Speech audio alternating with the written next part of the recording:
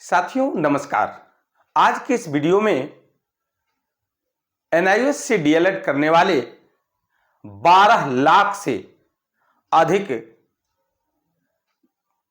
अभ्यर्थियों के लिए, शिक्षकों के लिए बहुत बड़ी अपडेट लेकर के आए हैं। आप वीडियो के अंत तक बने रहेंगे। आपके लिए बहुत बड़ी खुशखबरी लेकर के आए हैं।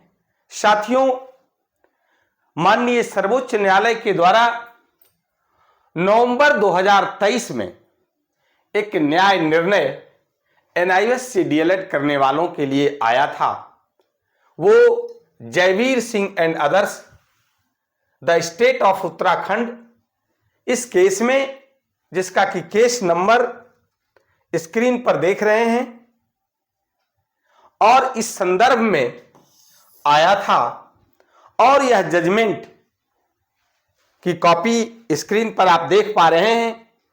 ये पूरे 38 पेज का जजमेंट है और इस जजमेंट का जो मुख्य बात है उस पर हम लोग फोकस करेंगे और आगे क्या होने जा रहा है, क्या बहुत बड़ी अपडेट है, उस पर हम लोग चर्चा करेंगे।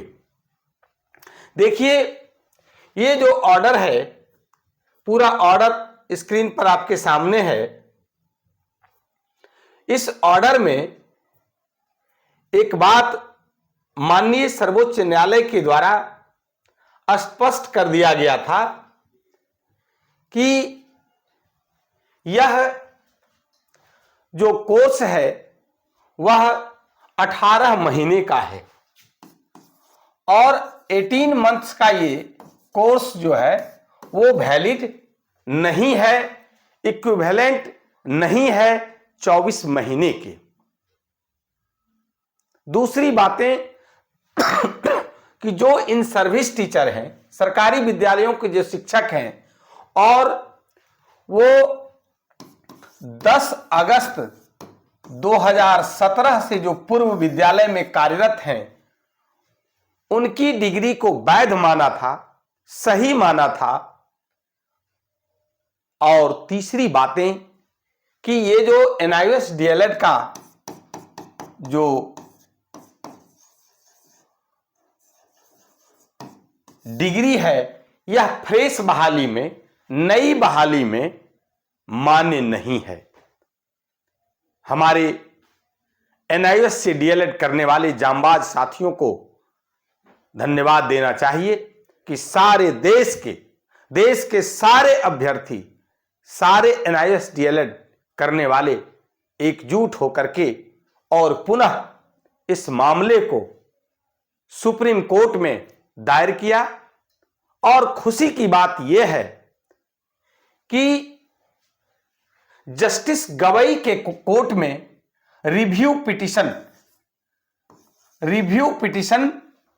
जो है वो एक्सेप्ट कर लिया गया, जिसकी सुनवाई आज से 2 दिन पूर्व हुई थी। और उसमें जो मुख्य बातें थी, 18 मंथ्स का जो कोर्स था, इस पर बहुत डिटेल में बात हुई और इसको 24 महीने के बराबर समझा गया। कारण जो ये 6 महीना का जो डिफरेंस, 6 मंथ्स का जो डिफरेंस नजर आ रहा है, ये डिफरेंस इंटर्नशिप कोर्स जो होता है ट्रेनिंग के दौरान हर वर्ष, यानी 2 वर्ष में 3-3, 6 महीना जो शिक्षक किसी दूसरे विद्यालय में जाकर के पढ़ाते हैं, वो अनुभव इन लोगों के पास ऑलरेडी है। क्योंकि आरटी अधिनियम 23(2) के तहत ये जो कोर्स 18 मंथ्स का लाया गया, तो वैसे इन सर्विस टीचर के लिए लाया गया जो पहले से क्या कर रहे थे, पढ़ा रहे थे और उनके पास पढ़ाने का अनुभव था, कम से कम 3 वर्ष या उससे अधिक, और समय का अभाव था।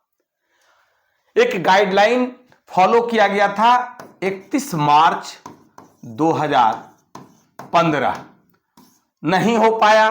फिर से एक गाइडलाइन दिया गया था 31 मार्च 2019, है ना। ये एमएचआरडी, भारत सरकार और एनसीटी से अप्रूव्ड एनआईओएस को दिया गया।